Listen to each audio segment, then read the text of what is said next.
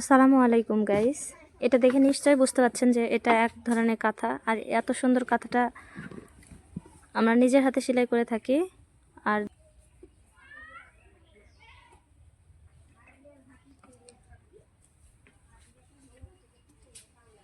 এই কাঁথাগুলো গায়ে দিতে যেমন কমফোর্টেবল এবং দেখতেও তত সুন্দর।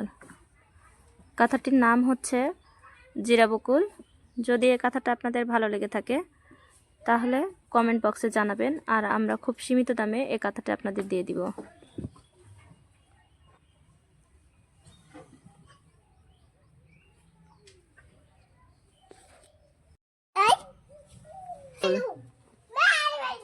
দুইবার করে সেলাই করে দিতে হয়।